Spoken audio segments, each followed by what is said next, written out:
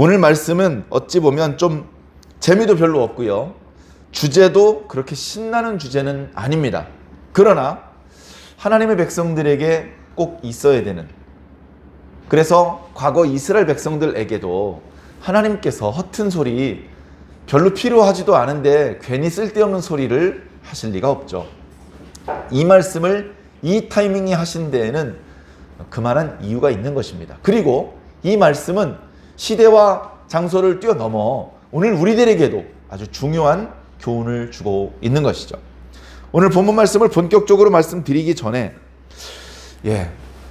늘 수요일 날은요, 본문 말씀을 본격적으로 말씀을 드리기 전에 제가 조금 다른 말씀을 드리는데요. 제가 쭉 살펴보니까 주로 예배와 관련된 말씀을 드렸던 것 같습니다. 예배 준비를 이렇게 하십시오. 신앙에 있어서 예배가 어떤 의미를 차지하는지 그런 것과 관련된 여러 가지 말씀을 드렸는데요. 오늘도 그 말씀을 드리고 싶습니다. 한번 생각을 해보세요. 전혀 신앙심이 없는 사람이 있다고 칩시다. 그 사람이 교회에 가서 예배를 드려요. 왜 갑자기 교회 가서 예배를 드리겠습니까? 그냥 아무 이유 없이 교회 가서 예배를 드리는 일은 흔하지 않을 겁니다. 거의 대부분은 그 사람 주변에 있는 신앙심이 좋은 친구가, 이봐 친구, 자네도 이제 교회 다녀야지. 교회 가세. 안 돼. 나 이번 주 일요일 날 어디 뭐 친구들이랑 등산 가기로 다 약속이 돼 있단 말이야. 아, 그런가? 이거 어떡하지? 그러면 수요일 예배라도 같이 가세.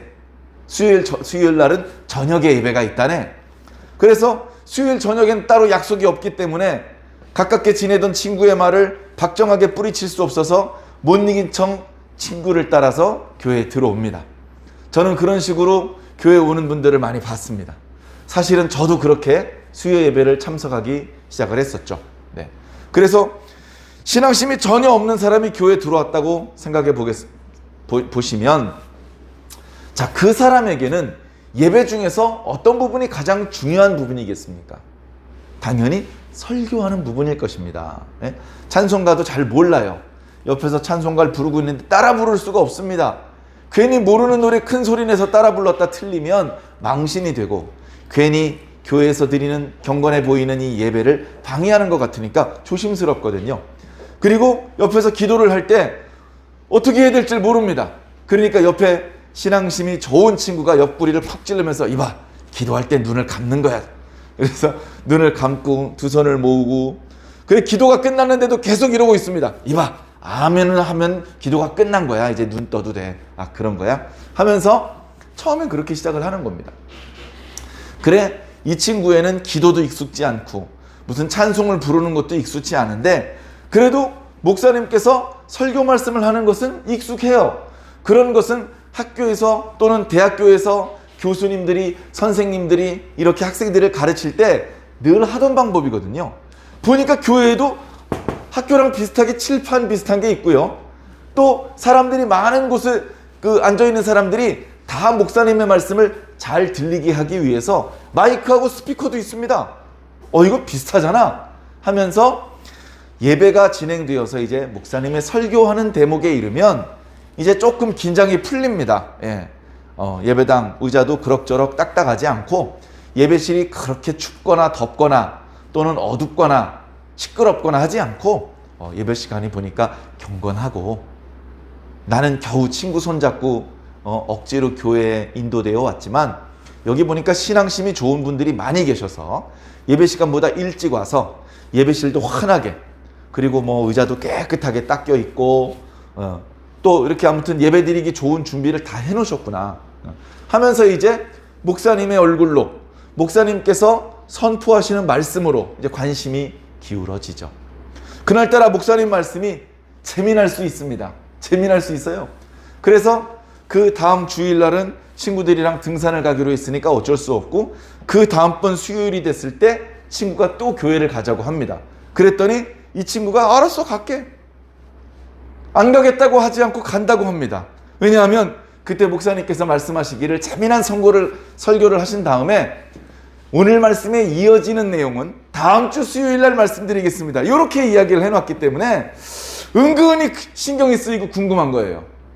그래서 그 뒷이야기가 어떻게 마무리되는지까지만 듣자, 이런 생각으로 이제 친구를 따라서 또다시 수요일날 예배에 옵니다. 그렇게 하다가 믿음이 생기고, 그렇게 하다가 목사님이랑 악수도 한번 하게 되고, 그렇게 하다가 교회 출석부에 이름을 올리게 되고, 그렇게 하다가 일요일 날도 교회 다니게 되고, 그렇게 하다가 이제 일요일이라고 하지 않고 주일이라고 말하게 되고, 옛날에는 예수 그랬는데 이제는 예수님 이렇게 말하게 되는 것입니다. 그죠? 자, 전에는 믿음이 없던 사람이 이제 믿음이 조금 들어갔습니다. 그래서 새벽 예배, 금요일 예배까지는 못 남아도 친구랑 가깝게 지내면서 주일 예배하고 수요일 예배는 계속해서 옵니다. 그러면 이 사람에게는 예배 시간에서 어떤 시간이 가장 중요한 시간일까요? 역시 설교 시간입니다. 믿음이 좀 들어오긴 했는데 아직도 기도는 잘 못해.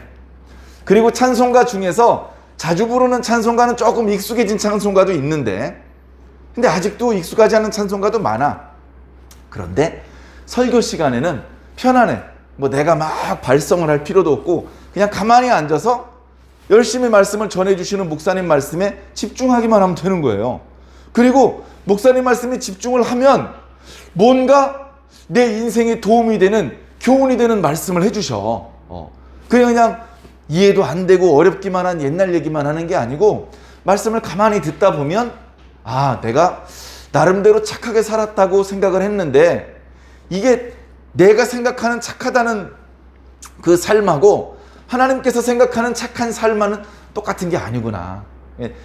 나 혼자 만족할 수 있는 착한 인생보다는 하나님께서 인정하시는 착한 인생을 살아야 되겠구나. 뭐 이제 계속해서 믿음이 들어가면서 하나님이 누구신지, 하나님께서 뭘 좋아하시는지, 하나님께서 나를 어떻게 생각하시는지, 하나님께서 나를 구원하시기 위해서 어떤 일을 해오셨는지 이제 말씀을 듣게 되면서 점점점 믿음이 커지는 것이죠. 그렇게 믿음이 커지다 보니까 그 사람의 인생은 예배를 기준으로 이렇게 재편성됩니다. 그전에는 그냥 대부분의 시간을 자기 마음대로 사는 자유시간이었어요. 자유시간이 무슨 자유시간입니까? 학교도 가야 되고 직장도 출근해야 되고 자유가 어디 있어요? 뭐 그렇게 말씀하실지는 모르지만, 그러나 엄밀한 의미에서는 어떤 강력한 어떤 지배자 밑에 있는 것이 아니고 사실은 좀 자유롭게 생활을 하는 겁니다. 자유롭게. 크게 방해받지 않고 크게 눌림받지 않고 자유롭게 살고 있는 것이죠. 그러다가 신앙이 생기면 이제 하나님이란 분에게 약간 눌림을 받습니다. 하나님이 나보다 크신 분, 강하신 분, 그냥 힘이 세서 부담스러우신 분이 아니고 나를 엄청나게 사랑하시는 분. 이런 어떤 사랑의 무게 때문에 조금씩 하나님을 염두에 두게 되고, 하나님께서 싫어하시는 일을 하면 뭔가 그분의 기대를 저버리는 것 같고, 그분께서 이제 은혜를 많이 베풀어 주셨는데 배은망덕하게 사는 것 같고, 자꾸 그런 생각이 들어서 그분께서 싫어하시는 행동을 이제 안 하기 시작을 하고, 그분이 좋아하시는 일을 많이 하기 시작을 하고, 이렇게 달라지는 이유는 뭔가 하나님에 의해서 눌리기 때문에 그렇습니다. 좋은 의미에서 눌리는 것이죠. 나쁜 의미에서도 누를 수 있습니다. 독재자가 국민들을 막 압제합니다. 압제. 꼼짝 못하게 짓눌러서 말도 못하게 만들고 아주 불공평하게 대우해주고, 그런 것도 눌림이라고 할 수 있는데, 좋은 의미에서 눌림, 하나님의 사랑의 무게에 눌려가지고 이제 그 사랑에 어울리는 행동을 하는 거예요. 야, 하나님께서 날 이렇게 사랑하시는데 내가 이렇게 살면 안 되지. 그런 좋은 마음이 생겨나는 그런 눌림. 그 눌림 때문에요, 이 사람은 이제 예배가 자기 삶의 중심이 되었습니다. 그러니까요, 평상시 일상 시간은요, 둘 중에 하나예요. 예배 시간에 가기 위해서 준비하는 시간, 또는 예배 시간에 배웠던 말씀을 실천하는 시간, 이런 거죠. 그러니까 이 사람은 항상 타이머가 예배 시간에 맞춰져 있습니다. 예배 시간 1시간 전 하던 일을 빨리 마무리하고 예배 갈 준비를 해야 돼. 야, 내가 무슨 새신자도 아니고 교회 다닌 지 벌써 6개월이나 됐는데 교회 다닌 지 6개월이나 됐는데 예배 시간이 8시인데 8시 땡 하고 들어가면 되겠어? 10분이라도 먼저 가서 기도도 하고 준비 찬송도 하고 그렇게 예배를 준비하고 예배를 드려야지. 내가 새신자인가? 그렇게 조금 예배도 일찍 가게 되고, 그렇게 예배를 일찍 가고 예배를 빠지지 않게 되고, 말씀을 전하시는 목사님하고도 가깝게 되고 함께 예배드리는 성도들하고도 좀 익숙해지니까 그 다음 해에는 아무개는 예배 시간에 빠지지 않고 일찍 나오실 수 있는 여건이 되시니까 조금만 더 일찍 나오셔서 예배 오시는 분들 입구에서 이렇게 인사를 좀 해주십시오. 안내를 좀 맡아주십시오. 보니까 인물도 좋고요. 예배도 일찍 나오실 수 있으니까 옷을 단정하게 입고 오셔서 교회 오시는 성도들 오실 때마다 반가운 얼굴로 인사를 해주십시오. 그것만 하셔도 아주 교회를 위해서 큰 일을 하시는 겁니다. 그래요? 뭐 그 정도는 크게 어려울 것 같지 않네요. 해가지고 이제 안내반 봉사활동도 하는 겁니다. 남자분이니까 수요일 날은 안내반에서 봉사를 해주시고 주일날은 주차 관리를 좀 해주세요. 주차요? 뭐 운전은 제가 잘 하니까 주차 이렇게 알았습니다. 제가 하겠습니다. 그렇게 되는 거죠. 그러다가 성가대 활동도 하고 주일학교 교사도 하고 그러다가 교회에서 집사 직분, 안수 집사 직분, 장로 직분 주면 더 큰 역할도 감당하는 그런 일꾼이 되겠죠. 근데 교회에서 집사가 됐다, 장로가 됐다 그게 중요한 게 아니고요. 내가 예배를 어떻게 생각하느냐가 중요한 겁니다. 내가 예배를 어떻게 생각하느냐가 중요한 거예요. 내가 하나님을 어떻게 생각하느냐가 중요한 겁니다. 전에는 그냥 자유시간 중에 잠깐 내가 하나님께 내 시간의 일부를 좀 희생한다. 자유시간을 좀 더 놀고 싶은데 좋아, 오늘은 예배가 있는 날이니까 놀지 말고 예배 드려야지. 이렇게 내가 가지고 있는 많은 시간 중에 일부를 하나님께 바치는, 그러면서 대단히 큰 거 하나님 앞에 드린 것처럼 어깨에 힘주면서 예배를 드리던 그런 시절도 있었는데 시간이 지나니까 그렇진 않아요. 전부 다 하나님 겁니다. 전부 다. 예배 시간 전에는 조금 있으면 예배 시간인데 오늘 은혜 받아야 되는데 오늘 은혜 많이 받게 해주시옵소서. 그래서 교회 일찍 가서 준비기도 하고 안내반 봉사도 쓰고 또 예배가 시작되면 예배에 집중해서 목사님 말씀에 아멘 하면서 은혜 받습니다. 예배가 끝나면 하나님께서 주시는 그 말씀을 안고서 집으로 갑니다. 그 말씀을 가지고 직장으로도 가고 학교로도 가고 그리고 뭐합니까? 말씀을 실천하는 거예요. 말씀을 실천하는 거예요. 교회에서는 그렇게 착한 사람이 없고 교회에서는 예수님께서 지금 오셔도 천국에 100% 갈 것 같이 그렇게 선량한 사람인데 집에만 가면 가족들하고 막 싸우고 학교만 가면 친구들하고 멱살잡이하고 그리고 길거리 다니면서 그렇게 욕을 하고 침을 뱉고 만약에 그렇게 산다면 잘못 사는 것이죠. 그 진정한 신앙인이 아니죠. 예배를 드린 그 예배 시간에 드렸던 그 말씀이 예배 끝난 이후에 나의 일생생활에 아무런 영향을 줄 수 없다면 그건 믿음이 하나도 없는 것입니다. 믿음이 있다는 것은 조금 전에 드렸던 그 예배 시간에 들었던 그 말씀이 예배가 끝났는데도 계속 나한테 영향을 주고 있기 때문에 그게 믿음이 있는 겁니다. 교회는 열심히 다녔는데 헌금은 한 번도 안 했어요. 그리고 헌금은 꼭 해야 되는 건 아니라고 누가 안심을 시켜줬어. 왜냐하면 헌금을 해야 된다고 말하면 마음의 부담감을 가지고 말씀도 잘 듣지 않고 슬금슬금 교회를 멀리 할까 봐 헌금은 꼭 반드시 해야 되는 건 아니에요. 헌금은 자유예요. 누가 옆에서 그런 얘기를 했어. 그 교회 다닌 지 1년이 다 돼가는데 한 번도 헌금을 내본 적이 없는 거야. 한 번도. 그러다가 우연히 어느 날 예배를 드리는데 그날따라 목사님 예배 주제가 헌금에 대한 말씀이에요. 헌금에 대한 말씀이에요. 하나님께 나아가는 사람이, 하나님의 사람을 만나러 가는 사람이 어떻게 빈손으로 갈 수 있겠나?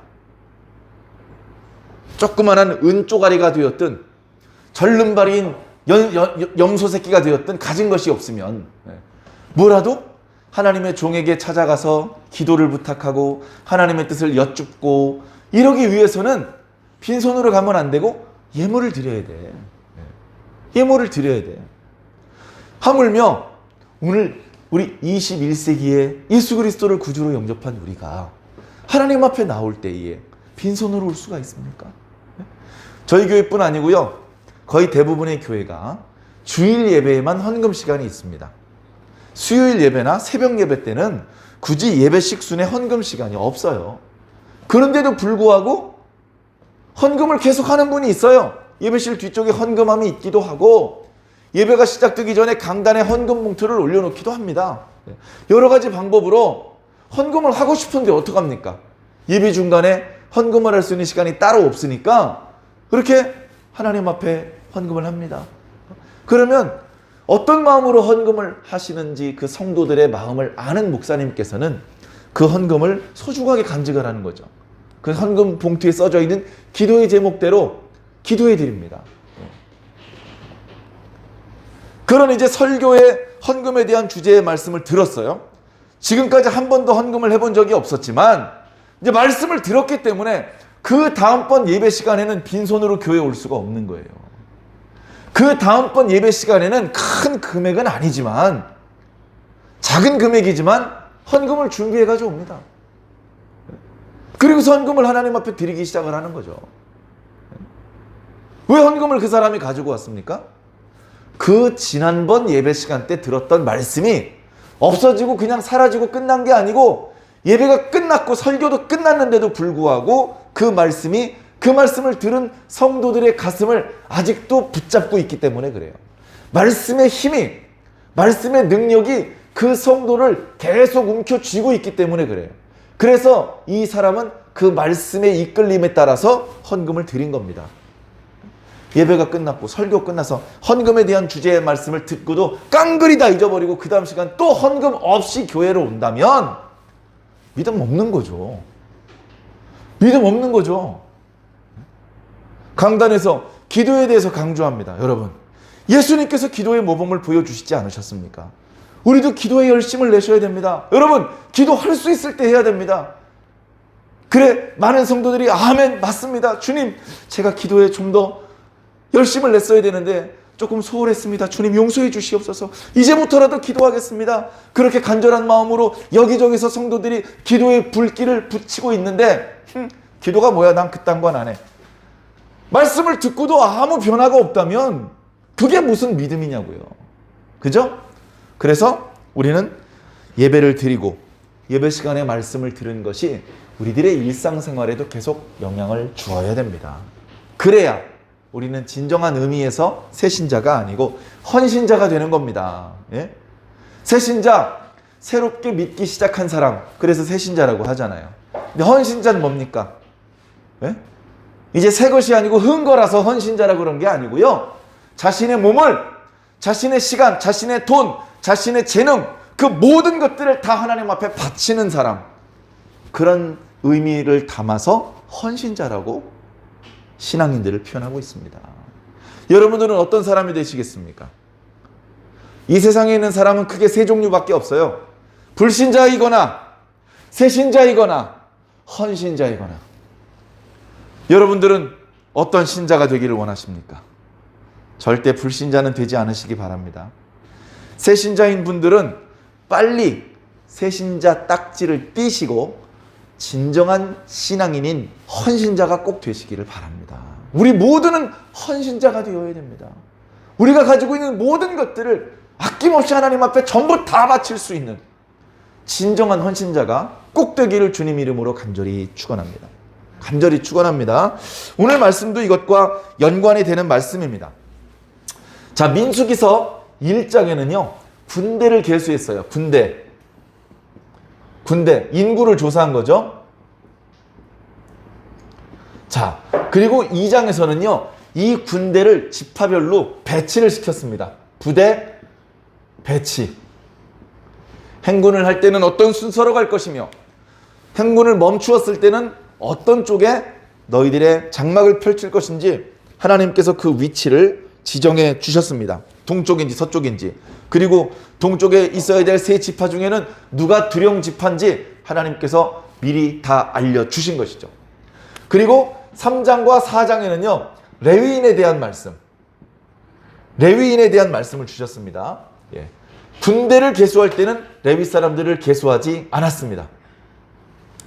왜냐? 레위 사람들은 우리가 쓰는 표현대로라면 병역을 면제해 주시는 것이죠. 레위인. 병역을 면제해 주신다고 그냥 놀고 먹는 것이 아닙니다. 어떻게 보면 병역의 의무를 다하는 다른 지파의 용사들과는 달리 쉼없이 성막에서 제사장들과 이스라엘 백성 전체를 섬기는 역할을 해야만 했기 때문에 그렇습니다. 좀 더 전문적인 일을 하는 것이죠. 그 일을 해야 되기 때문에 그들에게는 넓은 땅, 농사를 지을 수 있고 또는 이렇게 양과 염소들을 이렇게 돌볼 수 있는 그런 목초지가 제공되지 않습니다. 그들은 그냥 기거할 수 있는 성읍만 제공될 뿐입니다. 그리고 그들은 그렇게 자기의 어떤 가족들을 먹여 살릴 수 있는 생산의 기반이 되는 토지를 충분히 분배받지 못한 대신 하나님을 섬기고 성막을 섬기는 그 일을 함으로 해서 하나님께 보상을 받습니다. 하나님께서 레위 사람들아 걱정하지 말아라. 내가 너희의 기업이 될 것이다. 나 여호와가 너희의 먹을 걸 책임지겠다. 이렇게 말씀을 해주셨어요. 하나님께서 그들을 먹여 살리는 방법은 간단합니다. 다른 12지파 사람들이 하나님께 모든 소산의 10분의 1을 헌물로 바치게 되어 있는데요. 그 헌물을 하나님께서 받으시고는 전부 다 레위 사람들한테 주십니다. 그러면 레위 사람들은 그 헌물을 정직하게 관리를 잘해야 돼요. 3분의 1은 성전과 성막을 관리하는 데 씁니다. 3분의 1은 가난한 자를 구제하는 데 씁니다. 3분의 1은 레위 사람들이 공평하게 나눠 가집니다. 그리고 그 11조 중에서 가장 좋은 부분은 제사장에게 또 바치는 거예요. 그 제사장은 백성들이 낸 헌물 중에 100분의 1을 받는 모양이죠. 그러나 부족하지 않게 하나님께서 하나님만을 위해서 섬기는 그런 당신의 종들을 충분히 하나님께서 필요한 것들을 공급을 해 주셨는데 그것과 관련된 말씀이 3장과 4장에 나옵니다. 지금은 이스라엘 백성들이 이제 행군을 해야 되기 때문에 1, 2, 3, 4장까지 행군을 위해서 기본적으로 준비하는 단계거든요. 그래서 다른 지파가 군대를 계수하고 부대를 배치했던 것처럼 3장, 4장에서는 레위 사람의 숫자를 계수를 합니다.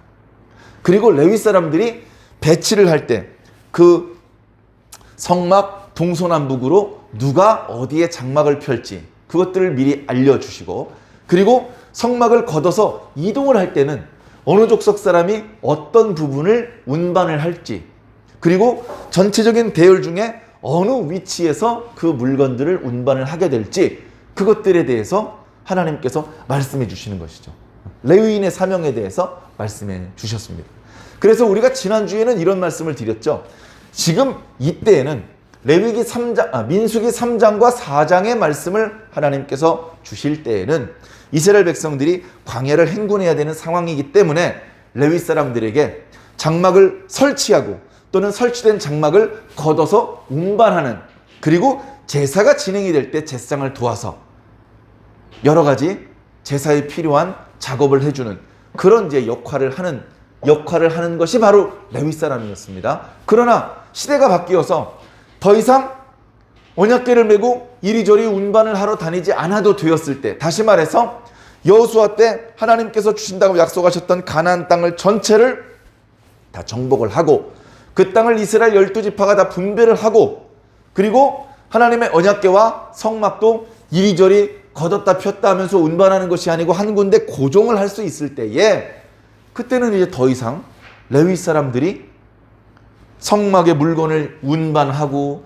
설치하고 걷고 그런 역할을 하는 것이 아니고 하나님께서 지정하신 성읍으로 흩어져서 각 지역에 있는 하나님의 백성들에게 율법을 가르쳐주고 절기를 가르쳐주고 절기 때마다 또는 여러 가지 상황 속에서 하나님의 백성들은 어떻게 하나님의 말씀을 실천하면서 살아야 되는지에 대하여서 가르쳐줄 수 있는 그런 역할을 하는 그런 역할을 그러니까 시대에 따라 역할이 바뀌는 것이죠. 자 그렇게 하다가 다윗과 솔로몬 시대 때 이제 더 이상 하나님의 언약궤를 천막에다 보관하지 않습니다. 왜?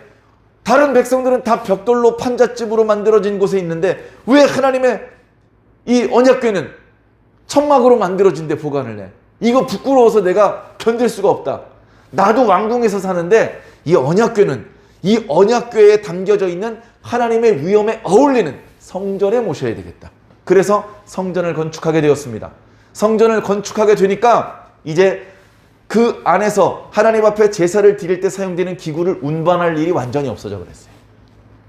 이리저리 운반할 필요가 없습니다. 레위 사람들이 뭐 회막을 걷고 접고 그렇게 할 일이 없어요. 그래 레위 사람의 제도를 완전히 없앴느냐? 아니, 레위 사람들에게 새로운 사명을 주었습니다. 너희들은 제사장을 돕지 않고 남는 인원들은 종일토록 하나님의 성전에서 하나님을 찬양하도록 해라.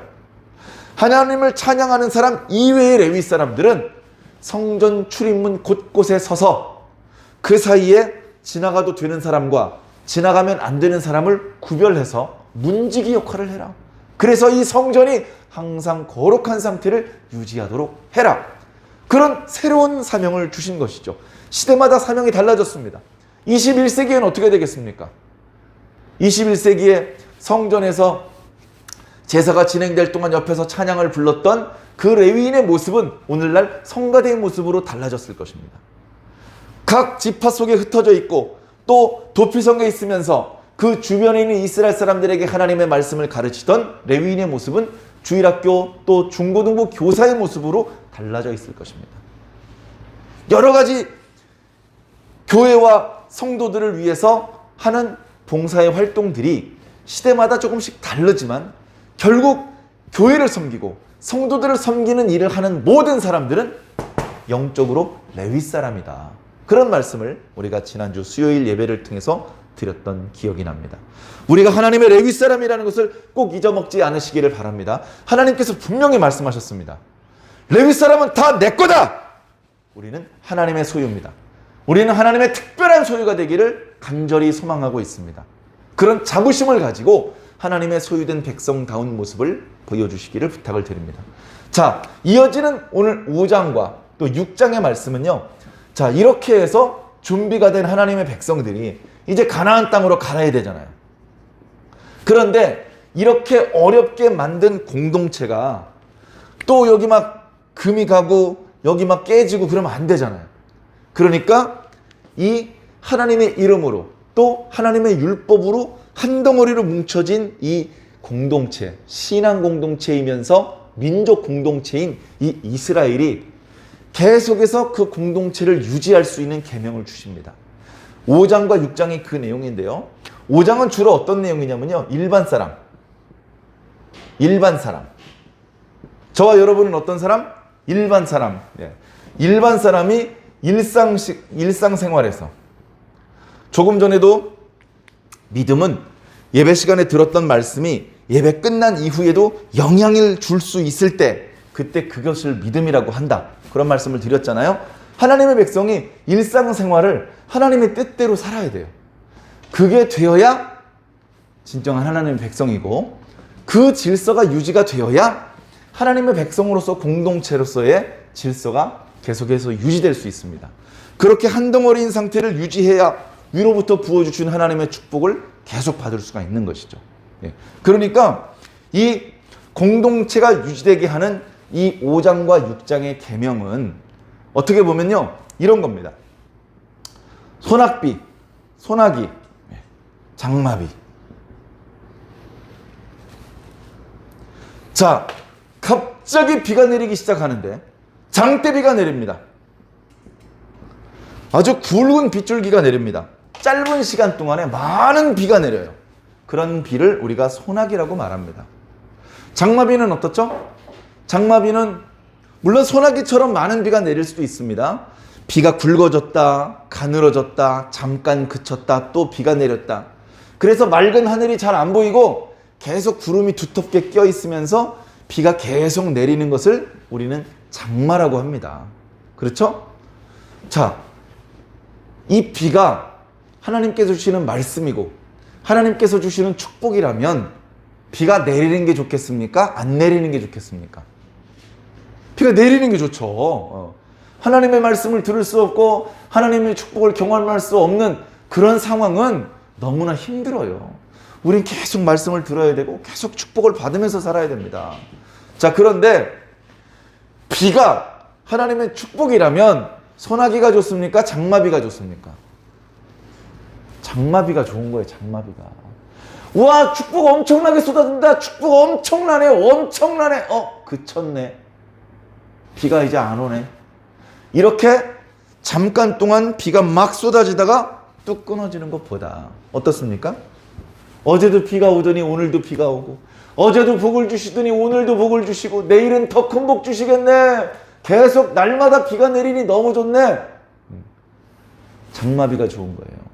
그래서 이 5장과 6장의 말씀은 우리가 하나님께 받는 축복을 소나기로 끝나지 않고 장마비가 되게 만드는 겁니다. 예? 어쩌다 가끔 복을 받는 것으로 만족하지 마시고요. 그 축복이 쭉 여러분들의 인생 전체를 관통할 수 있도록, 여러분들이 날마다 계속해서 복을 받을 수 있도록 그렇게 그 축복을 이어나가시기를 부탁을 드립니다. 그렇게 하려면 5장과 6장의 말씀을 잘 들어야 되는 것이죠. 그래서 5장은 일반 사람들이 일상생활을 살면서 지켜야 될 계명을 주신 것이고, 6장은 일반 사람이라기보단 좀 특별하신 사람들, 예를 들면 나시린, 그 다음에 제사장, 이런 분들이 신앙생활을 할 때, 종교생활을 할 때, 종교 활동을 할 때 지켜야 될 계명에 대해서 주시는 말씀입니다.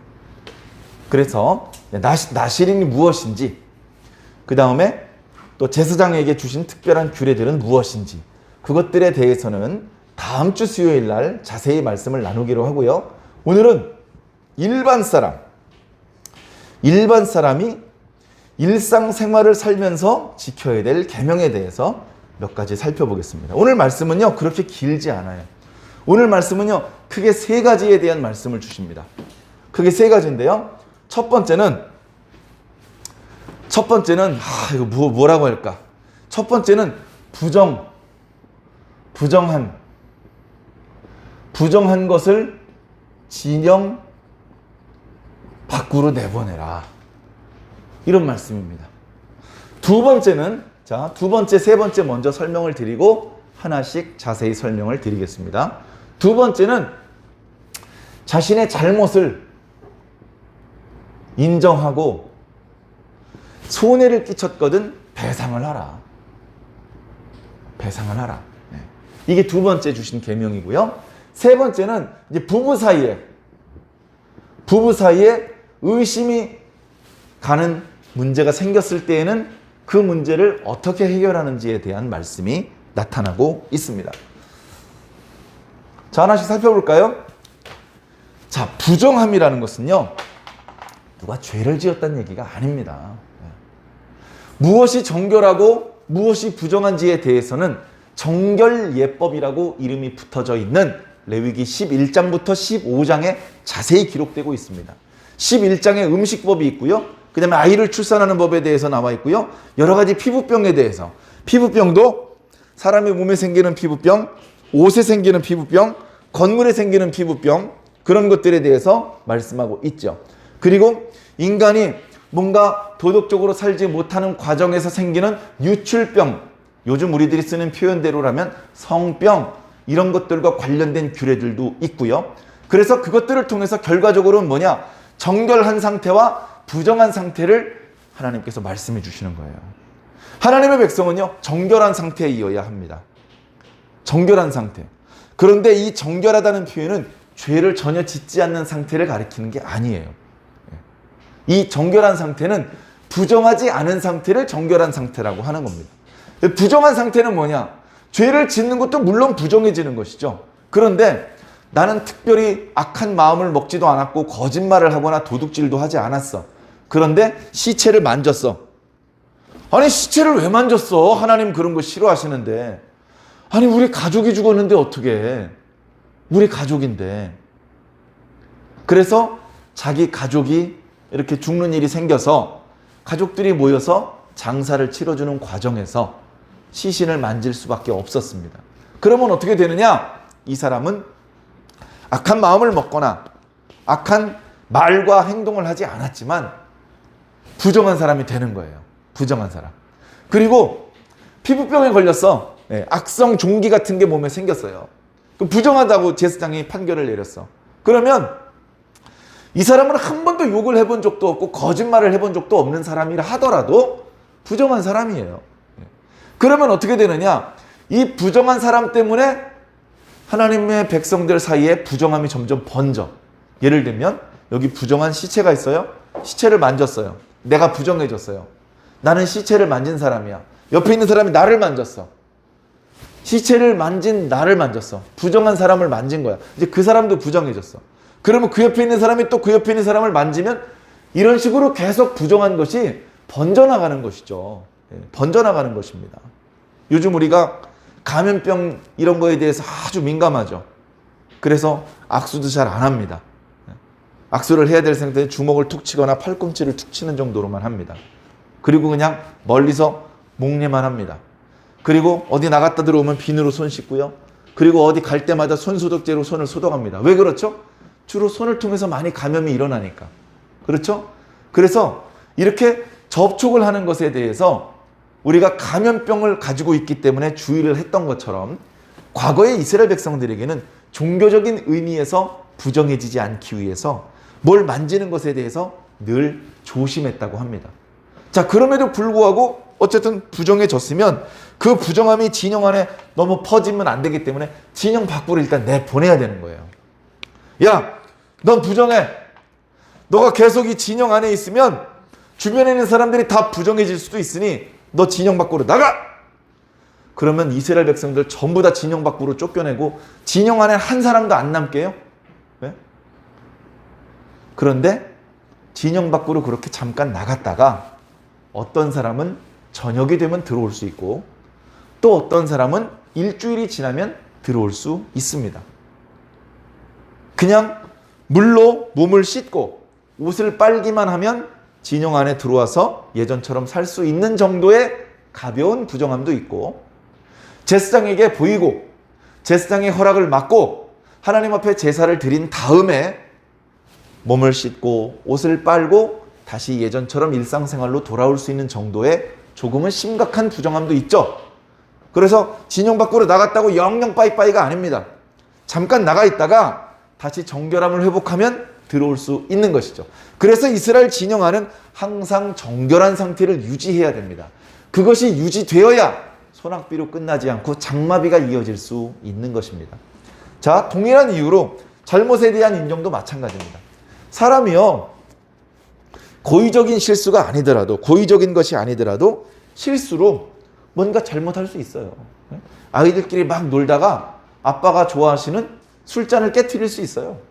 엄마가 좋아하시는 화분을 깨트릴 수가 있어요. 막 뭐 하다가 친구가 기르는 소를 죽일 수도 있어요. 자, 그러면 자기 잘못을 먼저 인정해야 됩니다. 예, 제가 잘못했습니다. 저의 실수입니다. 제가 잘못한 거 많습니다. 아니야, 내가 그런 거 아니야. 억지로 그런 게 아니야. 일부러 그런 게 아니야. 다 변명할 것이 아니고 당당하게 아이고 죄송합니다. 제가 일부러 그런 건 아니지만 제가 잘못한 게 맞습니다. 이렇게 인정을 하라는 거예요. 인정을 하고 손해를 끼쳤어. 그 사람 물건 10만 원짜리 물건을 망가뜨려 놨어요. 그러면 5분의 1을 더 주라 그랬어. 그러니까 10만 원을 주고 5분의 1인 2만 원을 더 줘서 12만 원을 배상을 하라는 거예요. 그래서 네가 상대방의 재산에 손해를 끼쳤고 상대방의 물건을 망가뜨렸다면 그것에 대해서 원상복구를 해주고 배상을 해주라는 거예요. 왜 해줘야 됩니까? 이걸 해줘야 백성들 사이에 지나치게 다투는 일이 없고 백성들 사이에 자기의 재산을 손해를 보고 억울해지는 사람이 없고 이렇게 자신의 잘못을 인정하고 배상까지 하면 멱살 잡고 때리고 이러지 않아도 되잖아요. 그죠? 알았어. 자네가 변명하지 않고 자기 잘못을 인정하고 이렇게 변상까지 한다고 하니 내가 더는 뭐라고 안 할게. 다음부터 조심하게 해. 이렇게 좋게 넘어갈 수 있는 것이죠. 그러면 어떻게 됩니까? 공동체의 금이 가고 깨지고 반토막이 나는 것이 아니고 계속해서 하나의 공동체를 유지할 수 있고 이 공동체를 향해서 내리시는 하나님의 축복이 소낙비로 끝나는 것이 아니고 장마비로 이어질 수 있는 것입니다. 항상 장마비를 생각을 하시면 좋아요. 자, 근데 세 번째, 부부의 의심. 이건 쉬운 문제가 아닙니다. 이거 참 쉬운 문제가 아닌데 그래서 이 문제에 대해서도 오늘 말씀에 가장 긴 부분으로 말씀하고 있어요. 이 말씀은 매우 오래전, 그러니까 지금으로부터 3,400년 전 이야기니까 오늘날에도 동일하게 적용한다 이렇게 생각하지는 않으시기 바랍니다. 부부가 있는데 아내가 부정을 저질렀어요. 남편하고 이렇게 결혼해서 잘 살고 있는데 자기 남편이 아닌 다른 남자하고 같이 잤어요. 그러면 안 되잖아요. 근데 이 일과 관련해서 아무 증인도 없고 증거도 없어요. 그런데 남편이 보니까 의심스러워요. 의심스러우면 어떻게 되느냐? 이 공동체가 깨져요. 공동체가. 가정이 깨지고 공동체가 깨진다고요. 자, 여인이 잘못한 것이 없는데 사실은 괜히 남편이 의심할 수 있죠? 그럼 다툼이 커져요. 이게 뭐 자기 잘못을 인정할 수도 없고 진영 밖으로 내보낼 수도 없고 계속 다툼이 끝없이 이어질 수밖에 없어요. 자, 또는 아내가 정말로 잘못을 했어. 그런데 그걸 적발해내지 못하고 잘못을 한번 저질렀는데 남편이 눈치를 못 채네. 또 다른 남자 만나러 가야지. 이런 일이 발생되면 또 공동체가 깨져버리는 거예요. 그 하나님의 백성 사회가 아주 문란해져 버리고 하나님의 규율이 다 무너져 버리는 것이죠. 자, 그런 상태가 되면 안 되니까 의심스러운 경우에는 남편이 아내를 데리고 제사장에게 가라. 예물도 드리고 거기서 그 여인이 정말로 죄가 있는지 없는지 이렇게 어떤 행동을 하게 해요. 어떤 행동을 하게 합니다. 그 자세한 걸 다시 말씀드리진 않겠고 그릇에 물을 담아요. 그 물은 깨끗한 물이에요. 그런데 그 물에다가 제단 옆에 있는 티끌을 조금 담아요. 근데 제단 옆에 있는 티끌은 주로 어떤 티끌이냐? 제단에서 번제물을 태우는 재, 그리고 번제물의 피를 주변에 뿌렸죠? 그 죽은 짐승의 피가 쌓이고 쌓여서 썩은 흙이에요. 그 냄새조차 고약한 흙의 일부를 그 물에다 타요. 그래서 그 물은 쓴 물입니다. 쓴 물. 처음에 있는 물은 깨끗한 물이었는지 모르지만 제단 주변에 있는 티끌을 섞는 순간 그 물은 쓴 물이 되는 거예요. 자, 그런 상태를 만들어 놓고 여자에게 그 물을 마시게 합니다. 그러면서 얘기를 하죠. 네가 만일 아무 잘못이 없다면 그 쓴 물을 먹더라도 아무 탈이 없을 것이다. 아무 탈이 없을 것이다. 그러나 네가 만일 부정을 저질렀다면 그 물을 마시면 하나님께서 네 배가 붓게 할 것이고 네 넓적다리가 마르게 할 것이다. 그 물을 마신 어떤 그 부작용이 아주 선명하게 눈에 보이게 만드시는 것이죠. 그러면 그걸 옆에서 다 보는 겁니다. 야, 아무개 그 아내가 부정을 저질렀대. 그래가지고 이제 제사장이 정말로 부정을 저질렀는지 이렇게 테스트를 해본 모양이야. 그래서 그 물을 마셨는데 정말로 배가 볼록하게 튀어나오고 다리가 비쩍 말랐대. 하나님께서 그 여자를 저주하셨나 봐. 야야야, 부정을 저지르면 안 되겠어. 부정을 저질렀다가는 하나님께서 용서하지 않으시고 그가 부정한 여자라는 것을 이렇게 드러내셔서 온 백성들에게 부끄러운 여자가 되게 하시는 거야. 그렇게 부끄럽게 하는 방법으로 이제 더 이상은 이스라엘 진영 내에 부정을 저지르는 일이 없도록 예방해 주시는 것이죠. 상당히 무서운 것입니다. 물을 마셨는데, 똑같은 성분의 물을 마셨는데 어떤 경우에는 아무 탈이 없고 어떤 경우에는 그 부작용으로 배가 붓고 넓적다리가 마르는 그런 징조가 보인다면 이건 그 물 속에 담겨져 있는 성분 때문에 그런 것이 아니고 그 순간 하나님께서 간섭하셔서 특별한 당신의 능력을 보여주시는 것이거든요. 그러니까 상당히 두려운 것입니다. 그러니까 이 일에 대해서 하나님께서는 일반 사람이 아닌 제사장들에게 그 역할을 맡겨주신 것이죠. 그래, 결론은 뭐냐? 부정을 저지르지 마라. 여자 성도들은 이 말씀을 읽고 마음 한구석에 좀 불편함이 있을지 모릅니다. 남자가 부정을 저지를 땐 어떻게 해야 됩니까? 남자가 부정을 저지를 땐 어떻게 하라는 규례가 왜 없습니까? 3,400년 전엔 그랬어요. 3,400년 전에는 오늘날처럼 완벽한 남녀 평등은 기대하기 어려웠습니다. 그 사람들이 미개해서가 아니고 그 시대의 문화는 그럴 수밖에 없는 그런 사정이 있었습니다. 그러니까 이 말씀을 오늘날 우리들의 시대에 그대로 적용하면 안 된다는 말씀이죠. 우리들은 이 방법을 그대로 써라 이런 것이 아니고 이 말씀을 주신 하나님의 뜻을 이해를 해야 되는 것입니다. 뭐냐? 부정을 저지르면 안 돼요. 부정을 저지르면 공동체가 깨지고 하나님의 축복이 소나기로 끝나버려요. 그리고선 더 이상 하나님의 축복을 못 받게 됩니다. 공동체 전체가. 그런 불행이 발생되면 안 되니까 너희들은 부정을 저지르지 마라. 잘못을 했으면 자기의 잘못을 인정을 해라. 벌을 받든지 용서를 받든지 해라. 그렇게 해서 너희 공동체가 계속해서 유지되어야 된다. 그래야 그 공동체를 향해서 쏟아 부으시는 하나님의 축복이 소나기로 끝나지 않고 장마비로 이어질 수 있다. 그리고 이 말씀 속엔 또 어떤 게 있냐면요. 아내를 믿어줘라. 아내를 좀 믿어줘라. 제가 이 말씀 안 드리려고 그랬는데 이 말씀이 어떻게 악용되는지 아십니까? 이 말씀이 악용이 돼요. 아내가 있는데요. 아내가 못생겼어요. 마음에 안 들어. 쫓아내버리고 다른 젊고 이쁜 여자를 새로 아내로 맞이하고 싶어. 그런데 그게 법적으로 불가능해.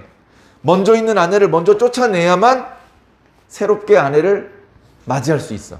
그거 어떻게 쫓아내? 아무 잘못이 없는데. 에헤. 다른 남자하고 간음을 했다고 죄를 뒤집어 씌우자. 그렇게 하고서 제사장하고 짭니다. 내가 3일 있다가 우리 아내가 의심스럽다면서 제사장님한테 갈 테니까 제사장님은 한번 마시기만 하면 토악질을 할 수밖에 없는 아주 쓴 물을 준비해 주십시오. 그렇게 제사장에게 뇌물을 바치고 아내를 끌고 갑니다. 제사장은 돈을 받아뒀기 때문에 그 제단 옆에 있는 티끌 이외에 마시면 그 자리에서 토악질을 할 수밖에 없는 쓴 성분을 집어넣습니다. 그래놓고서 그 여자에게 마시게 합니다. 이 여자는 아무 잘못이 없기 때문에 무척 억울한 마음으로 끌려왔지만 하나님께서 자신을 불쌍히 여기셔서 이 쓴 물을 마셔도 아무 해가 없도록 지켜주실 것이라고 믿었는데 정직하지 못한 제사장이 거기에다가 아주 쓴 약을 섞어가지고 마시자마자 그 자리에서 토를 할 수밖에 없었고 그 자리에서 모든 사람들이 저 여자는 부정한 여인이라고 손가락질하게 만들고 그렇게 억울하게 아무 잘못도 없는 여지를 과부가 되게 만드는 그런 아주 나쁜 방법으로 악용되는 경우도 없지 않았습니다. 그것은 한 사람의 여인을 바보로 만들고 그 여인의 인생을 불행하게 만들 뿐 아니라 존귀하신 하나님의 이름을 우스움거리로 만드는 하나님의 이름을 망령되이 일컫는 죄에 해당되는 것입니다. 아무리 개인적인 탐욕의 욕심이 있더라도 그런 식으로 하나님의 위엄을 떨어뜨리고 하나님의 백성들이 누려야 될 축복의 통로를 막아버리는 그런 어리석은 범죄를 절대로 저질러서는 안 되겠죠. 믿어주어야 되는 겁니다. 믿어주어야 되고 자신의 잘못을 인정하고 용서를 구함으로 해서 화목해야 됩니다. 하나님의 백성들은. 그리고 부정한 것을 용납하면 안 됩니다. 항상 성결해야 됩니다. 항상 성결해야 됩니다. 교회가 더러워져가지고 청소를 합니다. 열심히 청소를 해서 예를 들어서 더러운 걸 걸레로 닦았습니다. 그래서 그 자리는 깨끗해졌는데 걸레는 좀 더러워졌어요. 그런데 그 더러워진 걸레를 성전에다 놓고 냄새가 풀풀풀 풍기는 채로 그냥 계속 성전에 둔다면 그 자리를 열심히 닦은 게 무슨 소용이란 말입니까? 그래서 우리는 이 교회의 쾌적함을 위해서 냄새나는 걸레는 교회 밖에서 말려야 되고, 그죠? 그렇게 해야 되는 것처럼 교회에서 용납하면 안 되는 것은 용납하면 안 됩니다. 하나님께서는 자비가 많으신 분입니다. 용서하는 것을 잘하시는 분입니다. 그렇지만 하나님께도 선이 있습니다. 용서할 수 있는 죄가 있고 도저히 용서해서는 안 되는 죄가 있는 것입니다. 그것이 무엇인지 우리는 말씀으로 분별을 할 수 있어야 됩니다.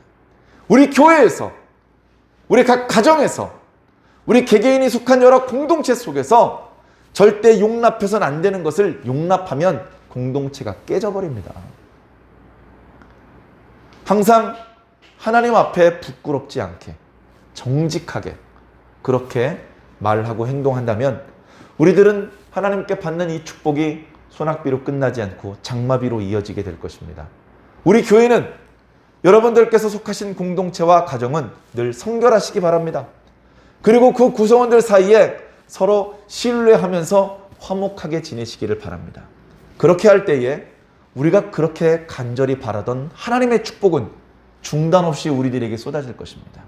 하나님의 축복이 사막 지역에 비가 내리는 정도로 가끔씩 내려서야 우리가 어떻게 살겠습니까? 날마다 하나님의 축복을 경험할 수 있는 저와 여러분들이 꼭 되기를 예수님 이름으로 간절히 축원합니다.